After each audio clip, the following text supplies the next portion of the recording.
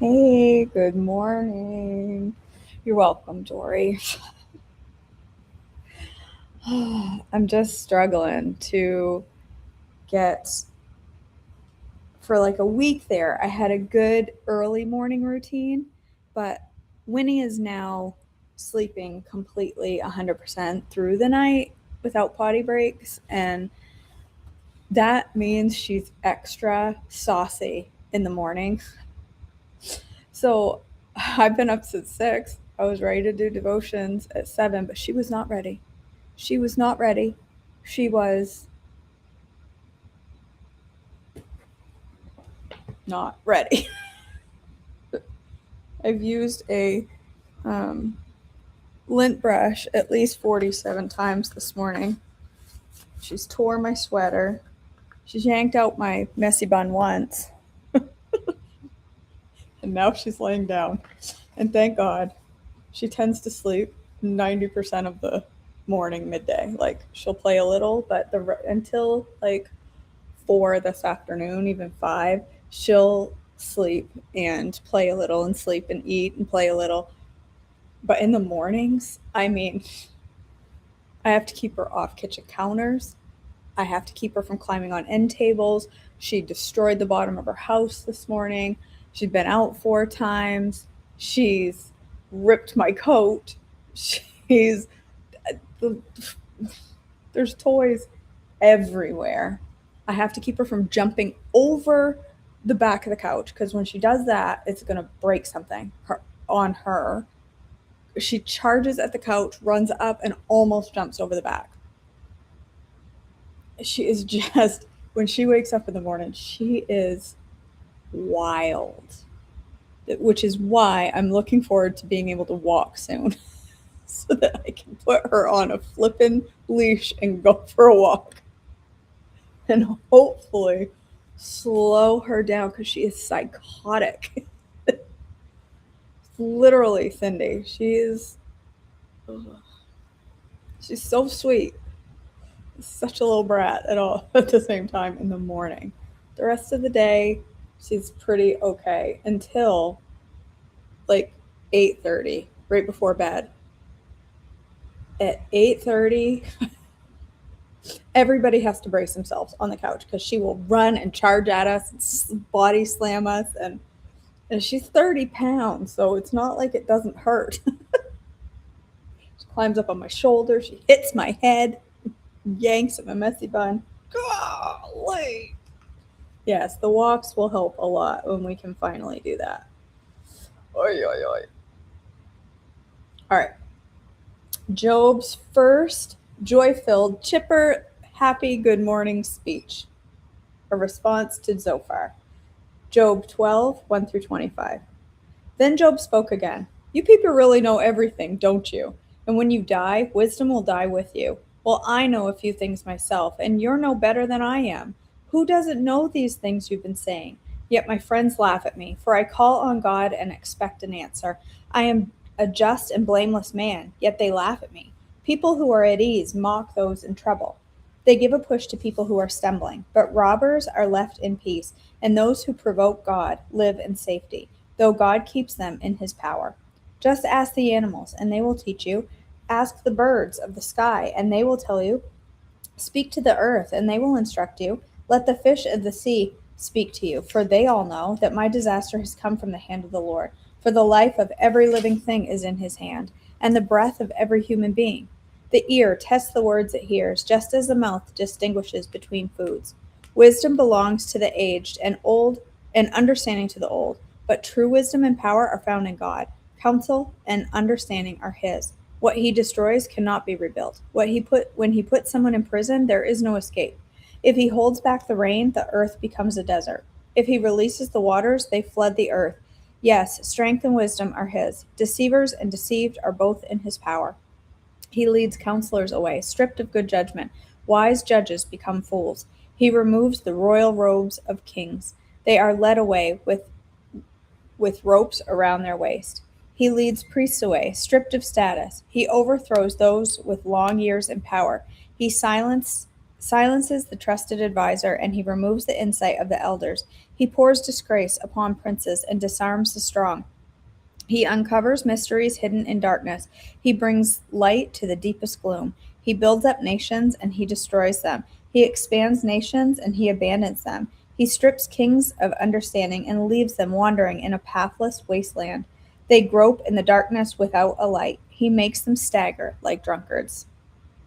Job wants to argue his case with God. Job 13, 1 through 19. Look, I have seen all of this with my own eyes, and I have heard it with my own ears, and now I understand. I know as much as you do, and you are no better than I am. As for me, I would speak directly to the Almighty. I want to argue my case with God Himself. As for you, you smear me with lies. As physicians, you are worthless quacks. If only you could be silent. That's the wildest thing you could do. Listen to my charge. Pay attention to my arguments. Are you defending God with lies? Do you make your dishonest arguments for His sake? Will you slant your testimony in His favor? Will you argue God's case for Him? What will happen when He finds out what you are doing? Can you fool him as easily as you fool people? No. You will be in trouble with him if you secretly slant your testimony in his favor. Does his majesty terrify you? Doesn't his majesty terrify you? Doesn't your fear of him overwhelm you? Your platitudes are as valuable as ashes. Your defense is as fragile as a clay pot. Be silent now and leave me alone. Let me speak, and I will face the consequences. Why should I put myself in mortal danger and take my life in my own hands? God might kill me, but I have no other hope. I am going to argue my case with him, but this is what will save me. I am not godless. If I were, I could not stand before him. Listen closely to what I am about to say. Hear me out. I have prepared my case. I will be proved innocent. Who can argue with me over this? And if you prove me wrong, I will remain silent and die. Job asks how he has sinned. Job 13:20 through 14:22. O God, grant me these two things, and then I will be able to face you. Remove your heavy hand from me, and don't terrify me with your awesome presence. Now summon me, and I will answer. Or let me speak to you, and you reply. Tell me, what have I done wrong? Show me my rebellion and my sin. Why do you turn away from me? Why do you treat me as your enemy? Would you terrify would you terrify a leaf blown by the wind? Would you chase dry straw? You write bitter accusations against me and bring up all my sins of my youth. Yet you put my feet in stocks. You examine all my paths. You trace all my footprints. I waste away like rotting wood, like a moth eaten coat. How frail is humanity! How short is life! How full of trouble! We blossom like a fat flower and then wither. Like a passing shadow, we quickly disappear. Must you keep an eye on such a frail creature and demanding an account from me? Who can bring purity out of an impure person? No one. You have decided the length of our lives. You know how many months we will live, and we are not given a minute longer. So leave us alone and let us rest. We are like hired hands, so let us finish our work in peace. Even a tree has more hope. If it is cut down, it will sprout again and grow new branches. Though its roots have grown old in the earth and its stump decays, at the scent of water it will bud and sprout again like a new seedling. But when people die, their strength is gone and they breathe their last. And then where are they? As water evaporates from a lake, and a river disappears in drought. People are laid to rest and do not rise again. Until the heavens are no more, they will not wake up, nor be roused from their sleep.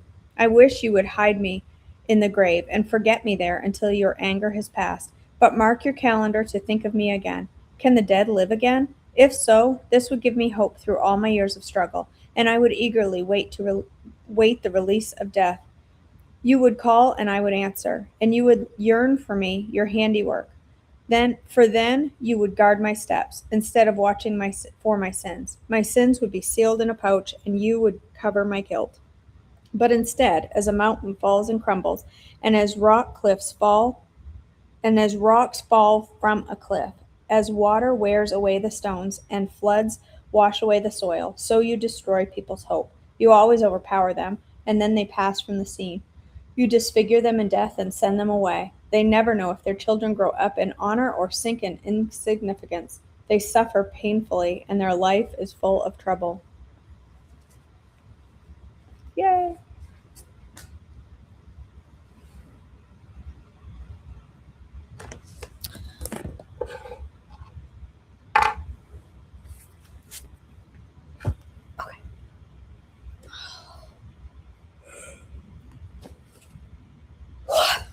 Pardon me. All right. We are on page 144 of Breaking Free from Body Shame. We are reading about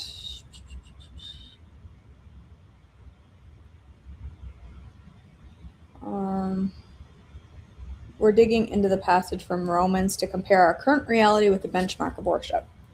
So, number 4 was do not conform to the pattern of this world. This may be one of the most essential parts of the plan, if you call worshiping a plan. To really honor and exalt the King of Kings, we often have to lay down the trappings of man made culture we've been tied to in the past, even the things that have made us feel safe, secure, and like we're doing the right things. I will give you a small example that is honest and real for me. In writing this book and seeking to fully function in a kingdom body mentality, God asked me to stop weighing myself daily. It was a rhythm, a part of the plan that had worked for me for my whole life. And yet, upon worshiping God and giving Him back my body, asking Him for restoration, I realized that weighing myself was a pattern of the world that distracted me from praising Him and listening to Him about my body. Will I ever weigh myself again? I imagine so. Do I have other patterns to break free from? Absolutely.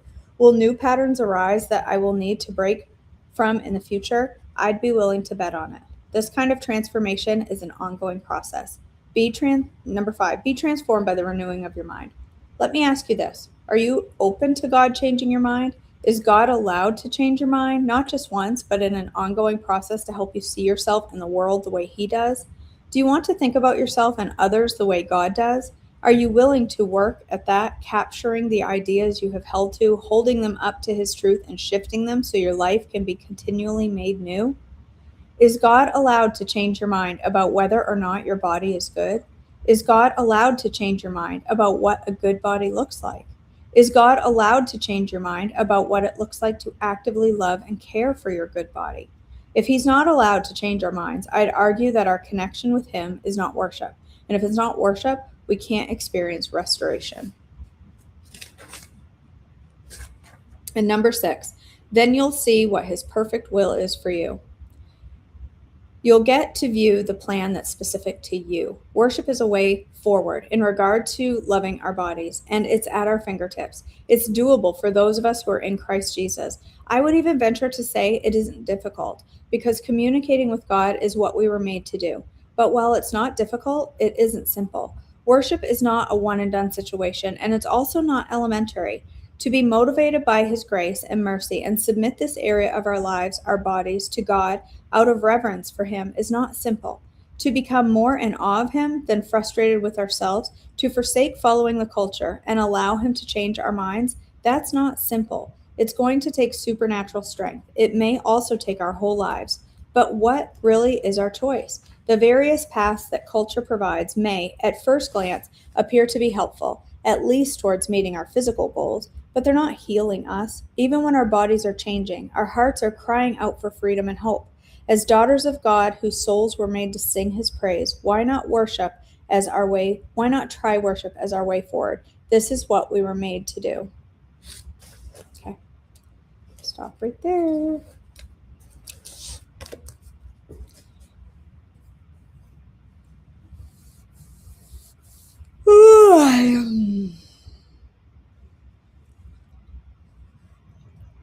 Yeah, when he does that too, Susan. You're right. He could have had a puppy golden retriever, Cindy. Yeah, at night or sometimes in the morning, I'll throw her stuffed dinosaur like towards the couch. And instead of just picking it up and bring it back to me, she picks it up and runs all the way around the couch to the kitchen, to the dining room, and back in here and gives it to me. And I just keep throwing it. She's just like, at night, she gets the zoomies. And it's the absolute most hilarious thing I've ever seen. She like tucks her tail and her butt so far under. She looks like a hatchback Volkswagen and she just takes off. But last night, I think she hurt herself because she charged so hard across the living room floor. She ran at the coffee table, went to jump through onto the coffee table, and body slammed it, and it hit the sharp corner of the coffee table right on her chest. And I mean, it just knocked her back, and she laid there for a second and looked at us like, what just happened? If she had been 3 inches higher, she would have landed on the coffee table, slid across it, and landed on the couch because it's so slippery. There's a reason there's not a single decoration in my house right now except for the pictures on the walls. Like, all my decorations are put away. There's nothing on the coffee table. Like, it's very bland. Oh my goodness gracious. That's awesome, Amy. I'm so happy you're here. I just love reading through the chronological Bible so much. So much. I just enjoy the order of things, and it feels very structured in a logical way, and I love that. All right, my dears. Let's go ahead and pray. God our Father, thank you for this day and bringing us together. Thank you for each woman here. I know there are many struggles and difficulties and worries and fears on the hearts of many. And God, I just ask for you to surround us today with your grace and your peace, and help us to recognize how we treat our bodies as worship to you, that the renewing of our mind is worship, and we're called to do it, and to love the body that you've given us and to treat it the way you would want us to treat it. Help us to recognize that today as living in worship to you, God. Help us to continue our week making choices that honor you, that heal us and strengthen us, and to get outside of our heads and address the thinking that causes us to struggle and causes us to fail in our health goals. Help us to come at those head on today. In your precious name, amen. All right, my friends. So I'm going to go live, but I'm not entirely sure for what yet. We're supposed to get a major storm, as many of you are, this week. And there's so many reports of might be 10 inches of snow. It might be 4 inches of snow topped with sleet. It might be straight freezing rain. It might be an inch of ice. Nobody really, like, it just keeps shifting and changing and shifting and changing. And so who knows what we're going to get, but I'm preparing for power outage, because I suspect the electrical system is down here is wimpy. Like, you so much as sneeze and the power goes out. So I'm expecting, like, if we get major ice, we'll have power outages and they could be extended. So I'm trying to think of things that I can make that don't need a lot of refrigeration, or that I can leave in the refrigerator and then at least eat off them a few days if the fridge goes out. So I was thinking like Bam cake. I might make some Bam muffins this morning. Or maybe I'll make, do Auntie Pearl's muffins have bananas? Because I have some speckled bananas that I'd rather make into a cake. Does Auntie Pearl's muffins have bananas in them? I don't know. I'm going to make some sort of muffin, I think, this morning that I can maybe even freeze today and then have the beginning of next week if the power goes out. They don't have bananas in them. Shoot. I need to use up my slightly brown bananas because they're beyond bringing me joy, because they're not green enough for me. So let me poke around and see. Yeah, that's true. I could use that instead of the applesauce and instead of the apples, because I don't have any apples. So I could just replace it with banana. Why not?